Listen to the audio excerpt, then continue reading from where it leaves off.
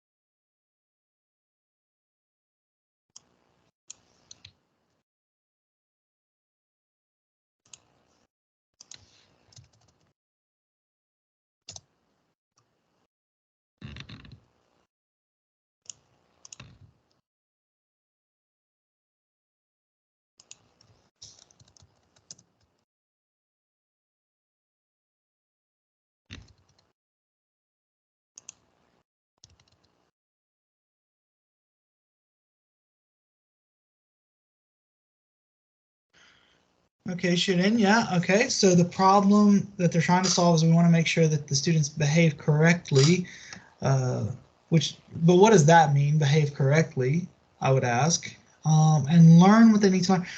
But, you know, I've Googled stuff before and learned without doing the work myself. So why can't I just copy from my friend the work he did and learn it that way? Like, can my friend be like Google for me, where I learn from him by reading his answers? Is that possible?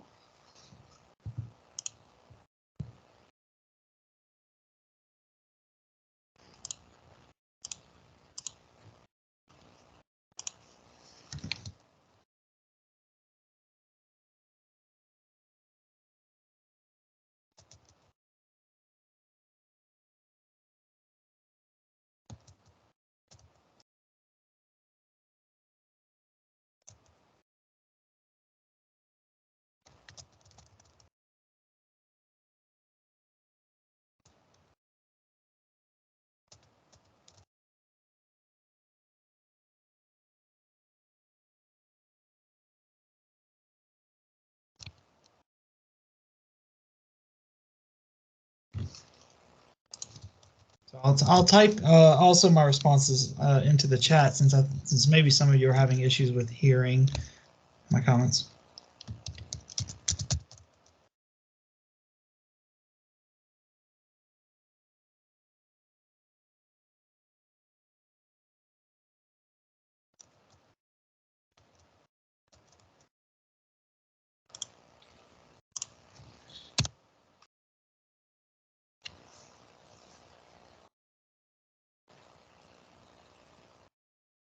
Okay, so let me read your response there, Burak. Different problems. Most important one would be reputation of the university. Okay. Reputation earned by educating people with huge influence in society. However, then we had to ask ourselves, is cheating a block? Bad. Right, and that was kind of my point. I think what you're saying there at the end is my point is if the purpose of the university is that people learn, and if it is possible that someone can learn through copying instead of doing the work themselves,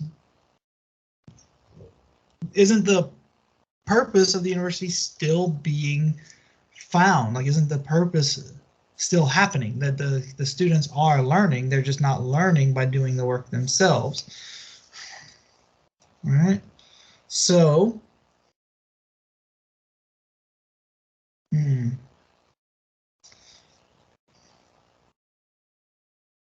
but yet it seems to be very common that these policies exist, right? Like I said earlier, I've never been a part of a university system, whether as a student or as an employee. I've never been part of a university system that didn't have a policy about copying or about cheating.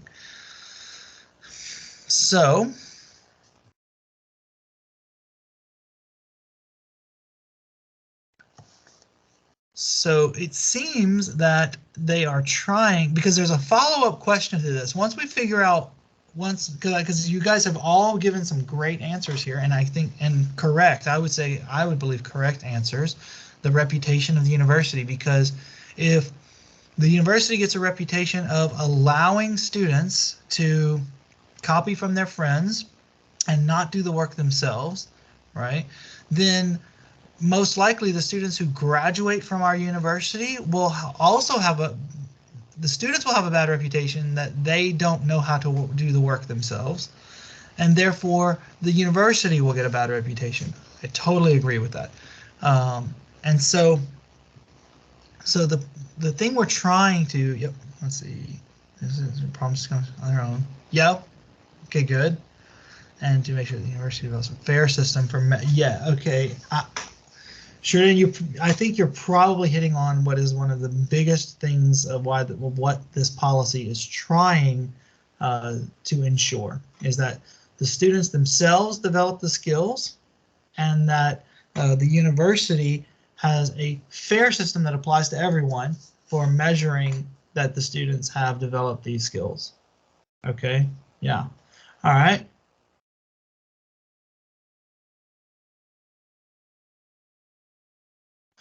Well, yeah, I mean, hopefully a lot of these students come into university without having the desire to cheat anyway. Hopefully that's covered in like the lycée, the high school, right? Yeah, but good point about the once you lower your standards, it becomes easy to lower it again and again, right? Okay, so let's go with some of the ones that you guys have answered here. That the university is trying to develop students to get them to develop their skills themselves. That we want to have a policy. So let me write these in bullet point form. Okay, students develop skills themselves. System is fair to all students. And what was the one? Students graduate. Wait, let's say graduates. So the students who graduate from our university and university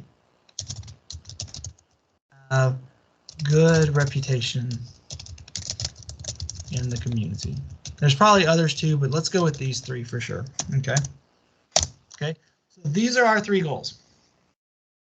All right. These are our three goals we're going to go with. So now the question is, does this cheating policy where you get a 0 on the assignment if you're caught cheating the first time, you can get expelled from the program, you can fail the class, you can get expelled from the program, you can get expelled from the university for worse instances or for multiple instances of this happening. So does that policy adequately solve the thing we're trying to the problem here? Does that policy adequately develop skills in the students themselves? Is it fair to all the students? Do our students and our university have a good reputation in the community because this policy exists?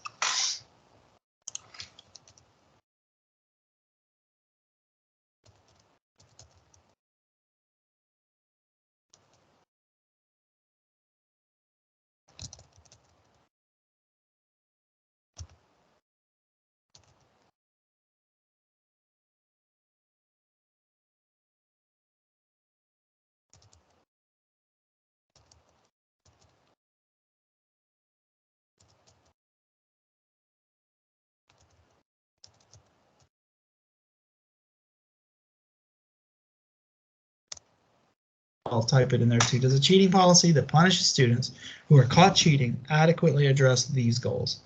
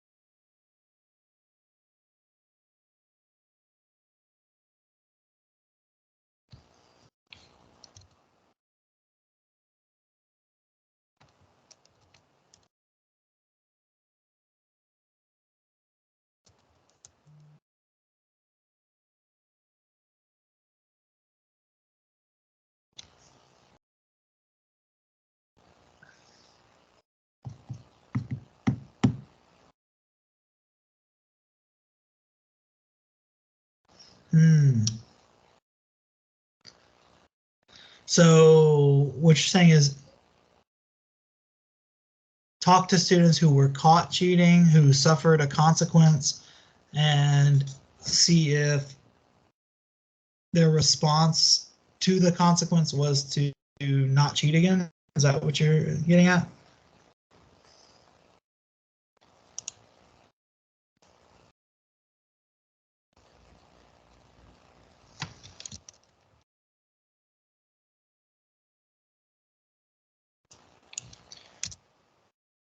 Yeah, I mean, I guess.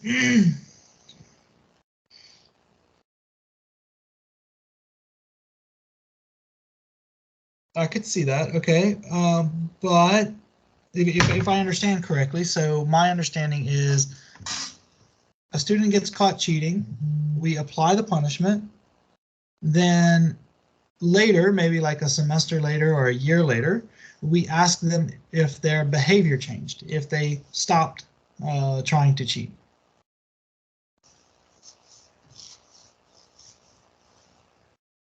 Right. So continue with Barack's comment for a second. Do we expect that that student will be honest? And what I mean by that is if a student was caught cheating and they received a punishment and they did change their behavior and did stop cheating after that, and we ask them, they will say yes, right? They will say, yeah, I stopped cheating. I didn't cheat anymore after that. If a student was caught cheating and then was given a punishment and then later found better ways to cheat that were harder to catch, but we ask them, did you stop cheating? Will they tell us that they continued to cheat, or do you think they will tell us that they did not continue to cheat? Does that make sense?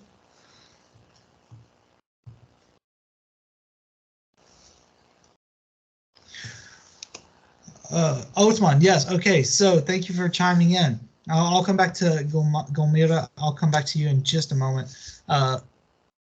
You're talking about, so what you're bringing up is what comes up a lot, which is the debate of does punishment for bad behavior create good behavior more or less than rewarding good behavior, if that makes sense. So there are many people who believe in that punishing bad behavior generates good behavior. There's a lot of other people who believe that punishing bad behavior causes people to be afraid of authority and end up hiding bad behavior, so not as much good behavior, generating good behavior, but that rewarding good behavior is actually a much more effective way of creating good behavior, if that makes sense. So that's the debate. I'm not saying which side of that I'm coming down on, but that sounds like the debate that you are bringing up, which is something that a lot of people discuss. Yeah. So raising awareness. Yep. Okay. So Gomira, right? So a cheating policy like this doesn't necessarily adequately address the issues, right? But trainings, maybe short trainings. So are you saying trainings to the students or trainings to the employees or the teachers or both? And what does raising awareness like raising awareness about what in particular? Because I think most people know. Okay, so people who are caught cheating, they need to go to a training program about the consequences, about the negative sides of cheating. Okay, if that's my understanding. That sounds a lot like something I had to experience, not about cheating, but I was when I was in high school. No, high school. When I was in high school, I was driving and I got caught speeding, going too fast over the speed limit, and was given a ticket. But in addition to the ticket, I also had to go to a training class about safe driving, right? And so I had to go and take 4 hours. Was it 4? No, it was 6. 6 hours on my Saturday. As a high school student, 6 hours on a Saturday is like your whole day, right? And I had to go take 6 hours on a Saturday to go sit in on a class that was all about safe driving habits. So it sounds like you're suggesting maybe something like that. Yeah. Yeah.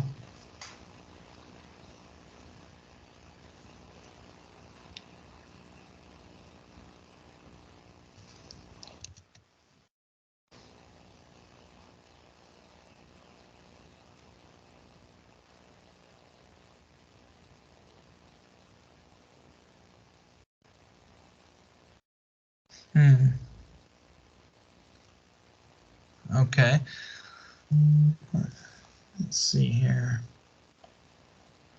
So the first C5 we have to take a risk. Okay, take a risk. They don't say they cheated.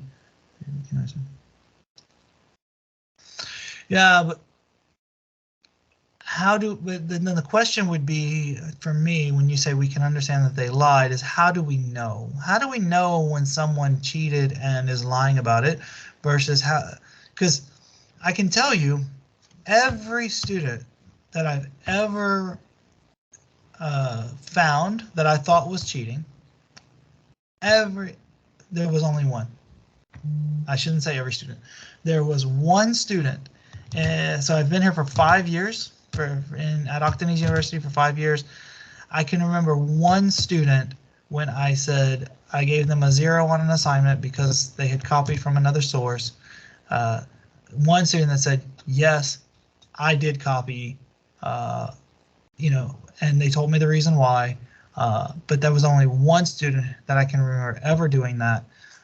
Every other student has has completely denied any wrongdoing and has said that they did the work entirely themselves, and they could not understand why their response looked so similar to someone else's response.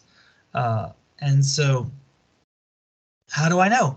How do I know if students are lying or not? How do I know that? Because they say they didn't. It looks like they did. What if they didn't? What if it really is just this fluke similarity, right?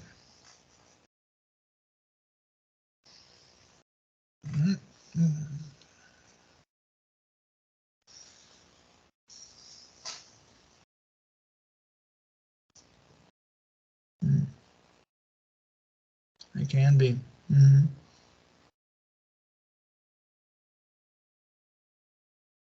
Yeah.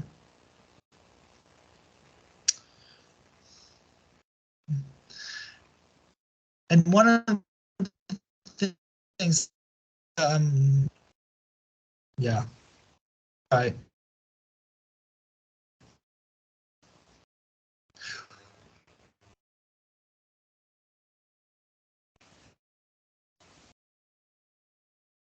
Yeah. Assistance here. So about your comment about creating one, can't possibly, and even the question of itself of how copying from another source constitutes cheating versus um, for example. So, for example, if two students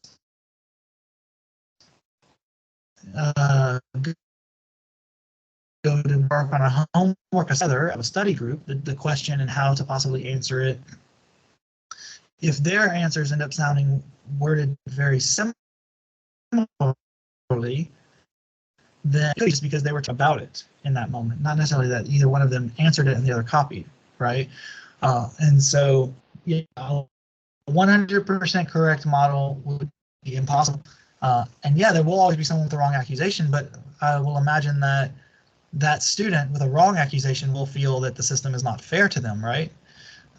Would it be fair to that student who got a wrong accusation and who received a punishment when they really had not done anything wrong in that moment? Yeah.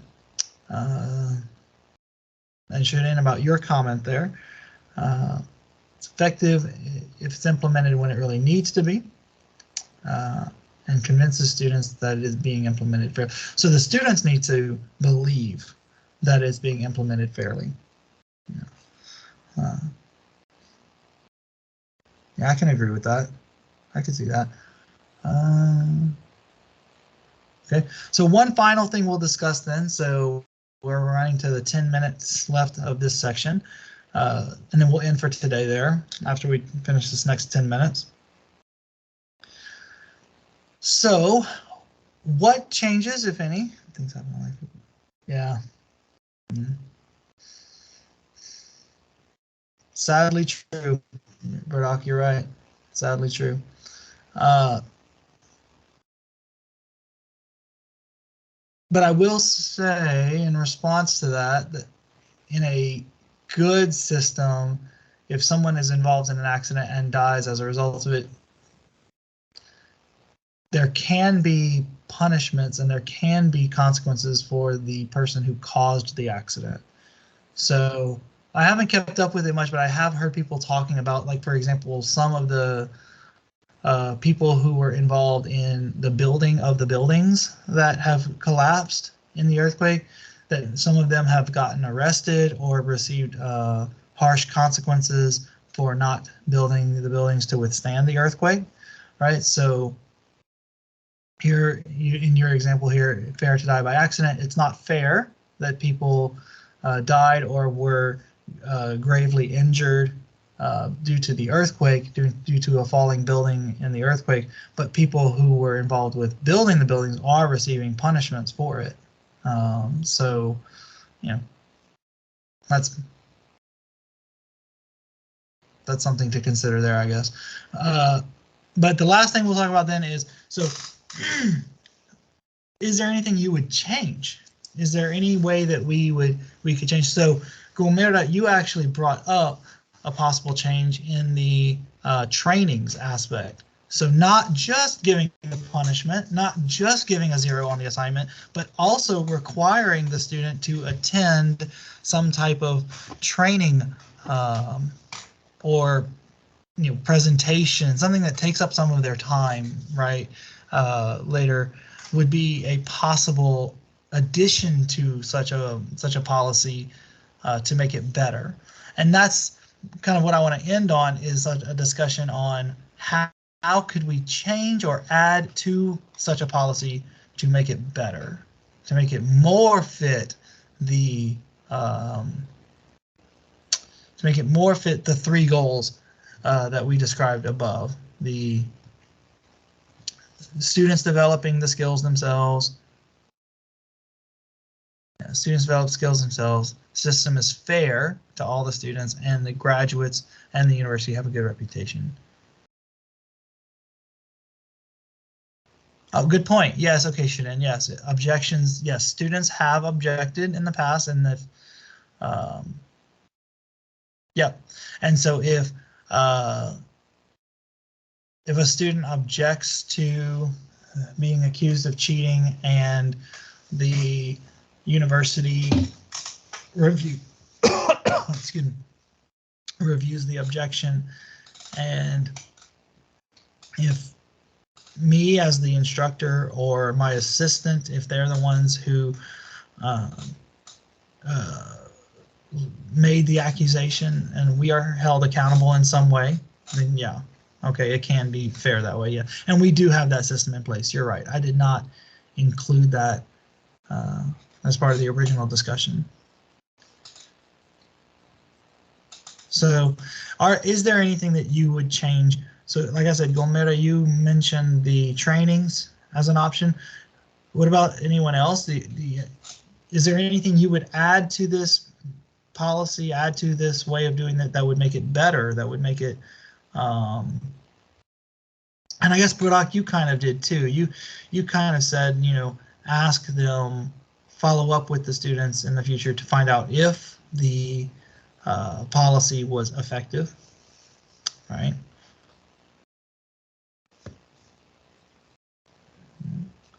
So, is there anything else that you guys would consider to add to such a policy to make it a better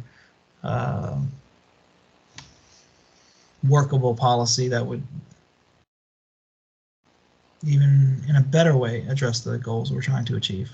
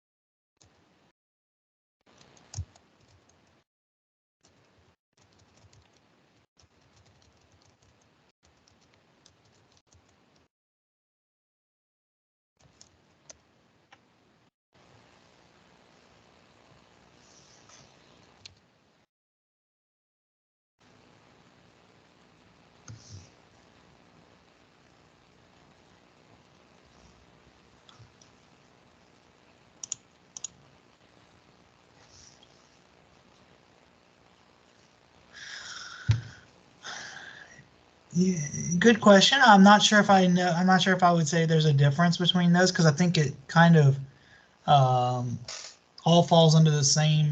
So kind of the way I apply mine is any copying from a source that is not the student themselves. So for example, if they copy from the textbook, if they copy by using Google, if they copy from a friend, of course, if they ask ChatGPT to create the solution for them, these would be all examples of taking something from a source that's not themselves and presenting it as if they were the ones who had done the work.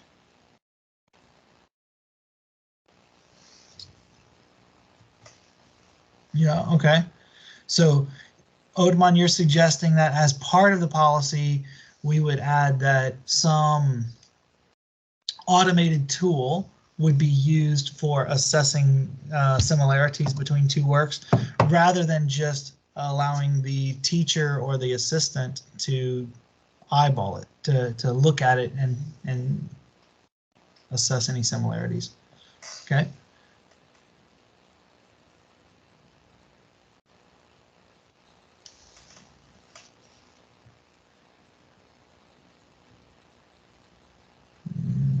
Let's see some of the other ones here. All right, so plagiarism would be the text aspect. Yeah.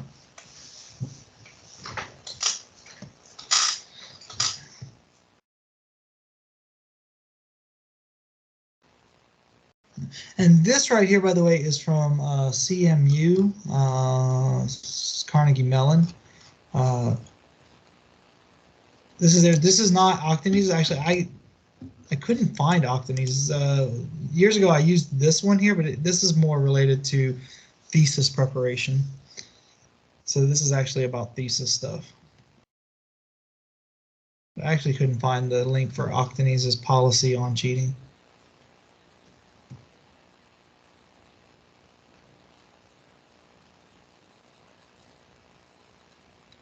Yeah, so like collaboration, submission of work completed or edited in whole or in part by another person.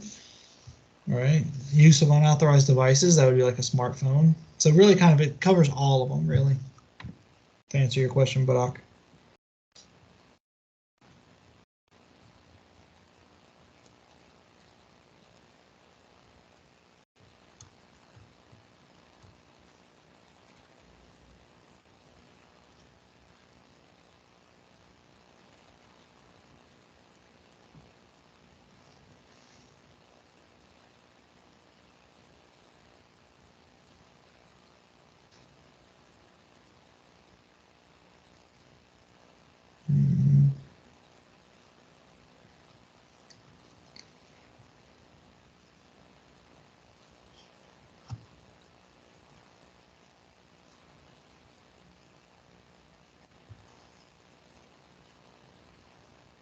Yeah, I agree. I agree, and I agree that if we include that as part of the description of the solution, that we are going to use an independent party, such as a plagiarism tool. There's also there's a Stanford program called MOS that's used for code. All right, so that would be something that we could say in the thing, is that we're not just going to use the professor thinks that the cheating happened, the student says that there's no cheating happened, and we're just going to, try to look at it but we actually will use tools. I would say that would work for digital things, which we're all doing now because of online classes, but for traditional means of doing exams, for example, written exams, it would be a lot harder to do that.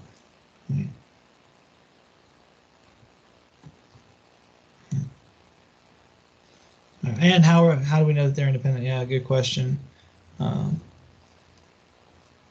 Nothing is unbiased, right?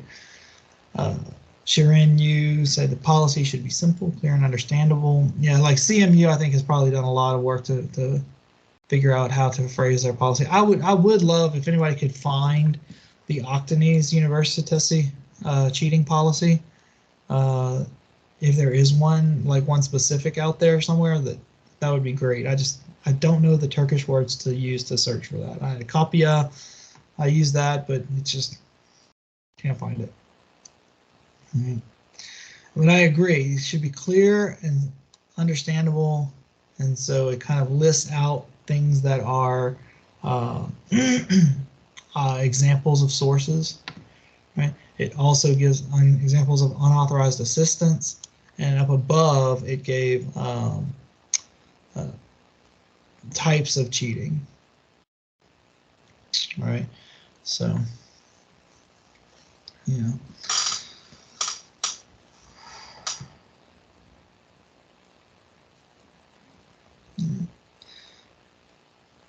So I like the third-party source, you know, and I think the fact that cheating still occurs means that we haven't found a perfect solution yet, but maybe we will, right?